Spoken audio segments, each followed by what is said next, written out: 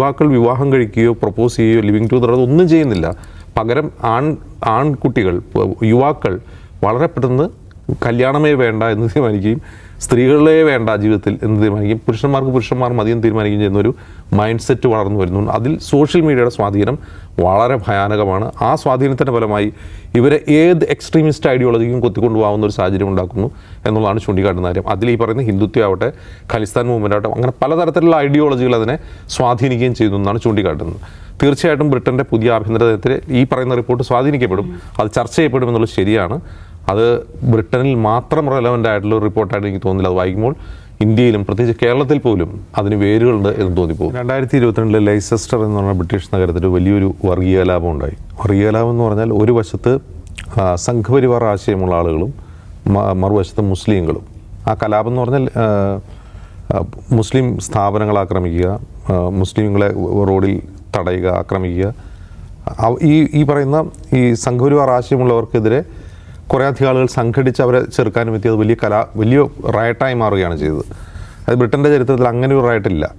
ബ്രിട്ടനിൽ ഉണ്ടാകുന്ന റയട്ട് എന്തൊക്കെയാണെന്ന് വൈറ്റ് സൂപ്പർ മാസിസ്റ്റുകൾ നടത്തുന്ന ആക്രമണങ്ങൾ, റൈറ്റ് വിങ്ങേഴ്സ് നടത്തുന്ന ആക്രമണങ്ങൾ, ഇതൊക്കെയാണ് അവിടെ നടന്നിട്ടുള്ളൂ. നമ്മൾ ഇന്ത്യയിലെ കാണുന്ന പോലെ ഒരു ഹിന്ദു മുസ്ലിം കലാപം ബ്രിട്ടനിൽ അപൂർവമായിട്ട് ഉണ്ടാവാറുള്ളൂ. അപ്പോൾ അതേക്കുറിച്ച് പഠിക്കണം. അതുപോലെ കഴിഞ്ഞ വർഷം അമൃത ഓർക്കുന്നുണ്ടാവും, ഒരു 14 വയസ്സുകാരൻ 3 പെൺകുട്ടികളെ കുത്തിക്കൊന്നൊരു സംഭവം. അപ്പോൾ ആ സംഭവം ഉണ്ടായിക്കഴിഞ്ഞപ്പോൾ, അത് കഴിഞ്ഞ വർഷമാണ് ഉണ്ടായത്. ആ സംഭവം ഉണ്ടായിക്കഴിഞ്ഞപ്പോൾ ഈ ചെറുപ്പക്കാരൻ്റെ അച്ഛനും അമ്മയും റുവാണ്ടൻ വംശജരാണ്. അപ്പോൾ ഈ പയ്യൻ കഴിഞ്ഞ വർഷമോ മറ്റോ ബോട്ടിൽ റുവാണ്ടയിൽ നിന്ന് ബ്രിട്ടനിൽ കുടിയേറിയ ആളാണ്. അതുകൊണ്ട് സകല ഇമിഗ്രൻസിനെ ഇവിടുന്ന് പുറത്താക്കണമെന്ന് പറഞ്ഞ് റൈറ്റ് വിങ്ങേഴ്സ് വലിയ കലാപം നടന്നു. ആ കലാപം അടിച്ചമർത്താനും പോലീസിന് വലിയ തോതിൽ ശ്രമകരമായിരുന്നു. അപ്പോൾ ഈ 2 സംഭവങ്ങളുടെ പശ്ചാത്തലത്തിലാണ് ഈ സമൂഹത്തിൽ എക്സ്ട്രീമിസം വർദ്ധിക്കുന്നതിനെ എങ്ങനെ ടാക്കിൾ ചെയ്യണം എന്നതിനെക്കുറിച്ചുള്ള റിപ്പോർട്ട് അവിടുത്തെ ആഭ്യന്തരമന്ത്രി തയ്യാറാക്കുന്നത്. അപ്പോൾ അതാണിപ്പോൾ ലീക്കായിട്ടുള്ളത്. അത് ബ്രിട്ടൻ്റെ പുതിയ ആഭ്യന്തര നയത്തെ പറ്റി ഡിസ്കസ് ചെയ്യാൻ വേണ്ടിയുള്ള റിപ്പോർട്ടാണ്. അത് അംഗീകരിച്ച റിപ്പോർട്ടല്ല. ബ്രിട്ടൻ്റെ പുതിയ ആഭ്യന്തര നയം എങ്ങനെയാകണം എന്നതിനെക്കുറിച്ചുള്ള ഇൻപുട്ടായിട്ടാണ് അത് ഉപയോഗിക്കുക. അപ്പോൾ അതിൽ രസകരമായ ചില കാര്യങ്ങൾ ചൂണ്ടിക്കാട്ടുന്നുണ്ട്. അത് നമ്മൾ ഇന്ത്യയിലും പ്രസക്തമായൊരു കാര്യമാണ്. അവർ പറയുന്നൊരു കാര്യം, നമ്മൾ ട്രഡീഷണലായിട്ട് എക്സ്ട്രീമിസത്തെ ഡിഫൈൻ ചെയ്യുന്നത് പോലെ പുതിയ കാലത്ത് ഡിഫൈൻ ചെയ്യാൻ കഴിയില്ല എന്നാണ് ആ റിപ്പോർട്ട് പറയുന്ന ഒരു കാര്യം. കാരണം ട്രഡീഷണൽ ആയിട്ടുള്ള എക്സ്ട്രീമിസം എന്ന് പറയുന്നത് ഇസ്ലാമിക് എക്സ്ട്രീമിസം. അത് ബ്രിട്ടൻ കുറേ നാളായി ടാക്കിൾ ചെയ്യുന്നുണ്ട്. കാരണം ISISലേക്കൊക്കെ ബ്രിട്ടനിൽ നിന്ന് ടീനേജേഴ്സായിട്ട് പെൺകുട്ടികൾ വരെ പോയ സംഭവം ഉണ്ടായിട്ടുണ്ട്. അതുകൊണ്ട് അവർക്കത് എളുപ്പമാണ്, അത് ടാക്കിൾ ചെയ്യാൻ എളുപ്പമാണ്, ആളുകളെ മോണിറ്റർ ചെയ്യാൻ എളുപ്പമാണ്, സർവൈലൻസ് എളുപ്പമാണ്, ലോ എൻഫോഴ്സ്മെൻറ്റും എളുപ്പമാണ്. പക്ഷേ പുതിയ കാലത്തുണ്ടാകുന്നൊരു പുതിയ പ്രശ്നം മിസോജിനി, സ്ത്രീ വിരുദ്ധത യുവാക്കൾക്കിടയിൽ വലിയ തോതിൽ വർദ്ധിക്കുന്നു.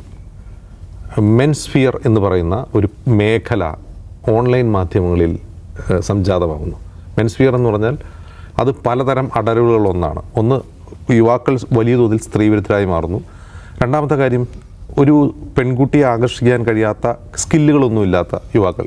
ഒരുപക്ഷെ അവന് തൊഴിലുണ്ടാവില്ല, പണം ഉണ്ടാവില്ല, ഒരു പെൺകുട്ടിയുടെ മുമ്പിൽ പോയിട്ട് പ്രപ്പോസ് ചെയ്യാനുള്ള ധൈര്യം ഉണ്ടാവില്ല. ഇങ്ങനെയുള്ള ധാരാളം യുവാക്കൾ പുതിയ കാലത്ത് രൂപം കൊള്ളുന്നു. ആ രൂപം കൊള്ളുന്ന യുവാക്കൾ ക്രമേണ സ്ത്രീവിരുദ്ധരായി മാറുന്നു. അവർ ഓൺലൈൻ ഗ്രൂപ്പുകളിൽ ഒരുമിച്ച് കൂടുന്നു, പരസ്പര ആശയങ്ങൾ പങ്കുവയ്ക്കുന്നു. സ്ത്രീവിരുദ്ധത അത്തരം ഗ്രൂപ്പുകളിൽ വളരുന്നു.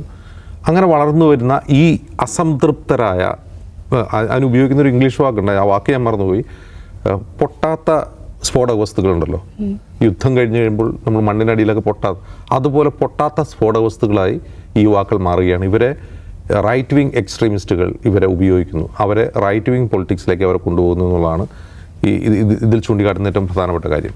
അത് ഏതുതരം റൈറ്റ് വിങ്ങേഴ്സും ഇവരെ ഉപയോഗിക്കുന്നു, ഇത്തരം യുവാക്കളെ ഉപയോഗിക്കുന്നു. അതാണ് നമ്മൾ ഇതിൽ കാണുന്നത്. ഇമിഗ്രൻസിനെതിരായിട്ടുള്ള കലാപങ്ങളിൽ കാണുന്നത് അത്തരം യുവാക്കളെയാണ്. അവരൊക്കെ വളരെ പെട്ടെന്ന് കുടിയേറ്റ വിരുദ്ധരാകുകയും സ്ത്രീ വിരുദ്ധരായും മുസ്ലിം വിരുദ്ധരായും ഒക്കെ മാറ്റി ഉപയോഗിക്കാൻ ഈ റൈറ്റ് വിങ്ങേഴ്സിന് കഴിയുന്നു എന്നുള്ളതാണ് ഈ റിപ്പോർട്ടിൽ ചൂണ്ടിക്കാട്ടുന്ന കാര്യം. അതിൻ്റെ കൂട്ടത്തിലാണ് ഖലിസ്ഥാൻ മൂവ്മെൻറ്റിനെ സപ്പോർട്ട് ചെയ്യുന്ന ആളുകൾ, അതുപോലെ ഹിന്ദുത്വ മൂവ്മെൻറ്റ്സും ഈ റിപ്പോർട്ടിൽ ചൂണ്ടിക്കാട്ടുന്നത്. ഹിന്ദുത്വ മൂവ്മെൻറ്റ്സ് ചൂണ്ടിക്കാട്ടാൻ ഞാൻ മുമ്പ് പറഞ്ഞ പോലെ ലൈസെസ്റ്ററിൽ ഉണ്ടായിട്ടുള്ള കലാപമാണ് കാരണം. അപ്പോൾ പല അടരുകളിൽ, പല ഐഡിയോളജികളിൽ തീവ്രവാദം ബ്രിട്ടനിൽ ശക്തമാകുന്നതെന്ന് ചൂണ്ടിക്കാട്ടുന്നിടത്താണ് ഹിന്ദുത്വത്തെ ചൂണ്ടിക്കാട്ടുന്നത്. അപ്പോൾ ഹിന്ദുത്വത്തെ ചൂണ്ടിക്കാട്ടാൻ മറ്റൊരു കാര്യം കൂടിയുണ്ട്. ജോർജ് ടൗൺ യൂണിവേഴ്സിറ്റി US യൂണിവേഴ്സിറ്റിയാണ് ഞാൻ ഈ മുമ്പ് പറഞ്ഞ 2022 ലൈസസ്റ്റർ കലാപത്തിന് ശേഷം എങ്ങനെയാണ് ബ്രിട്ടനിൽ RSS പ്രവർത്തിക്കുന്നത്, RSS എങ്ങനെയാണ് ബ്രിട്ടനിൽ പ്രവർത്തിക്കുന്നതിനെക്കുറിച്ചുള്ള വിശദമായ പഠന റിപ്പോർട്ട് പുറത്തുവിട്ടിരുന്നു. അപ്പോൾ അതിൽ ചൂണ്ടിക്കാട്ടുന്ന കാര്യം, അത് ആദ്യം ആ പഠന റിപ്പോർട്ടിൽ പറഞ്ഞത് എന്താണ് RSS, അതിൻ്റെ ഒറിജിൻ എങ്ങനെയാണ്, അതിൻ്റെ ഐഡിയോളജി എന്താണ്, ഇന്ത്യയിൽ ഇപ്പോൾ അതെന്താണ് ചെയ്തുകൊണ്ടിരിക്കുന്നത്, അവർ മറ്റ് പാശ്ചാത്യ രാജ്യങ്ങളിൽ അവരെങ്ങനെയാണ് വേരുറപ്പിക്കുന്നത്, എങ്ങനെയാണ് ഇന്ത്യയിലെ ഏതെങ്കിലും ഒരു ഗ്രാമത്തിൽ നടക്കുന്നൊരു ഇൻസിഡൻറ്റ് ഡിസ്റ്റോർട്ട് ചെയ്ത് അല്ലെങ്കിൽ മിസ്ഇൻഫർമേഷനാക്കി പാശ്ചാത്യ രാജ്യങ്ങളിൽ മുസ്ലിം വെറുപ്പ് ഉൽപ്പാദിപ്പിക്കാൻ വേണ്ടി ഇവർ ഉപയോഗിക്കുന്നതിനെക്കുറിച്ചുള്ള വിശദമായ പഠന റിപ്പോർട്ടാണത്. ആ റിപ്പോർട്ടിനെ ചൊല്ലി ബ്രിട്ടനിൽ വലിയ വാദപ്രതിവാദങ്ങളുണ്ടായിരുന്നു. അത് അത്തരം പ്രചാരണങ്ങൾ, ഇപ്പോൾ RSS ബ്രിട്ടനിലോ US നടന്ന ഇത്തരം പ്രചാരണങ്ങളെ നിയമം ഉപയോഗിച്ച് തടയേണ്ടതുണ്ടോ ഇല്ലേ എന്നുള്ള ഡിബേറ്റുണ്ട്. ആ തടയേണ്ടതുണ്ടോ ഇല്ലേ എന്നുള്ള ഡിബേറ്റ് വരുന്ന പോയിന്റ് എന്താണെന്ന് വെച്ചാൽ ഫ്രീ സ്പീച്ചാണ്. ഒരാൾക്ക് ഇങ്ങനെയൊക്കെ പറയാൻ അവകാശം കൊടുക്കണം. നമുക്കറിയാം പാശ്ചാത്യ രാജ്യങ്ങൾ ഫ്രീ സ്പീച്ചിന് എത്രമാത്രം പ്രാധാന്യം കൊടുക്കുന്നുണ്ടെന്ന്. അപ്പോൾ അത്തരം ഫ്രീ സ്പീച്ച് തടയേണ്ടതുണ്ടോ? ആളുകൾക്ക് ഇഷ്ടമുള്ളത് പറഞ്ഞോട്ടെ. അതിപ്പോൾ ഇസ്ലാമോഫോബിയ പറഞ്ഞാലും വംശീയത പറഞ്ഞാലും ആളുകൾ പറഞ്ഞോട്ടെ, പറയാനുള്ള ആളുകളുടെ അവകാശം തടയേണ്ടതില്ല എന്നൊരു ഡിബേറ്റ് ഒരു വശത്തുണ്ട്. അപ്പോൾ ആ ഒരു ആനുകൂല്യത്തിൽ എന്താണ് RSSൻ്റെ പ്രവർത്തനങ്ങളെ, RSSൻ്റെ ഓഫ് ഷോർ പ്രവർത്തനങ്ങളെ തടയുന്നതിൽ, പ്രത്യേകിച്ചും ബ്രിട്ടനിൽ US തടയുന്നതിൽ ഒരു ഡിബേറ്റ് നടക്കുന്നുണ്ട്. രണ്ടഭിപ്രായങ്ങളുണ്ട്. പക്ഷേ ഈ റിപ്പോർട്ടിൽ എനിക്ക് സ്പെസിഫിക് ആയിട്ട് തോന്നുന്നത് ഹിന്ദുത്വ എലമെൻസിനെ പറയുന്നതോടൊപ്പം തന്നെ അതെങ്ങനെ ബ്രിട്ടനിൽ ഇത്തരത്തിലുള്ള സാമുദായിക കലാപങ്ങൾക്ക് കാരണമാകുന്നതെന്ന് ചൂണ്ടിക്കാട്ടുന്നതോടൊപ്പം തന്നെ വളരെ പ്രധാനപ്പെട്ട ഒരു കാര്യം ഞാൻ മുമ്പ് സൂചിപ്പിച്ചതാണ്, യുവാക്കളിൽ അതിഭീകരമായ സ്ത്രീവിരുദ്ധത വളർന്നു വരുന്നു. അങ്ങനെ വളരാനിടയായ എക്കണോമിക്കൽ സോഷ്യൽ വിഷയങ്ങളെക്കുറിച്ചൊന്നും അത് പ്രതിപാദിക്കുന്നില്ലെങ്കിൽ പോലും എന്തുകൊണ്ടാണ് യുവാക്കൾ അങ്ങനെയായി മാറുന്നത്? ഒന്ന്, യുവാക്കൾ വിവാഹം കഴിക്കുകയോ പ്രപ്പോസ് ചെയ്യുകയോ ലിവിങ് ടുഗദർ ഒന്നും ചെയ്യുന്നില്ല. പകരം ആൺകുട്ടികൾ, യുവാക്കൾ വളരെ പെട്ടെന്ന് കല്യാണമേ വേണ്ട എന്ന് തീരുമാനിക്കുകയും സ്ത്രീകളെ വേണ്ട ജീവിതത്തിൽ എന്ന് തീരുമാനിക്കുകയും പുരുഷന്മാർ മതിയെന്ന് തീരുമാനിക്കുകയും ചെയ്യുന്നൊരു മൈൻഡ് സെറ്റ് വളർന്നു വരുന്നു. അതിൽ സോഷ്യൽ മീഡിയയുടെ സ്വാധീനം വളരെ ഭയാനകമാണ്. ആ സ്വാധീനത്തിൻ്റെ ഫലമായി ഇവരെ ഏത് എക്സ്ട്രീമിസ്റ്റ് ഐഡിയോളജിക്കും കൊത്തിക്കൊണ്ടുപോകാവുന്ന ഒരു സാഹചര്യം ഉണ്ടാക്കുന്നു എന്നുള്ളതാണ് ചൂണ്ടിക്കാട്ടുന്ന കാര്യം. അതിൽ ഈ പറയുന്ന ഹിന്ദുത്വ ആവട്ടെ, ഖലിസ്ഥാൻ മൂവ്മെൻ്റ് ആവട്ടെ, അങ്ങനെ പലതരത്തിലുള്ള ഐഡിയോളജികൾ അതിനെ സ്വാധീനിക്കുകയും ചെയ്യുന്നു എന്നാണ് ചൂണ്ടിക്കാട്ടുന്നത്. തീർച്ചയായിട്ടും ബ്രിട്ടൻ്റെ പുതിയ ആഭ്യന്തര നയത്തിൽ ഈ പറയുന്ന റിപ്പോർട്ട് സ്വാധീനിക്കപ്പെടും, അത് ചർച്ച ചെയ്യപ്പെടും എന്നുള്ളത് ശരിയാണ്. അത് ബ്രിട്ടനിൽ മാത്രം റെലവൻ്റ് ആയിട്ടുള്ള ഒരു റിപ്പോർട്ടായിട്ട് എനിക്ക് തോന്നുന്നില്ല. അത് വായിക്കുമ്പോൾ ഇന്ത്യയിലും പ്രത്യേകിച്ച് കേരളത്തിൽ പോലും അതിന് വേരുകളുണ്ട് എന്ന് തോന്നിപ്പോകുന്നു.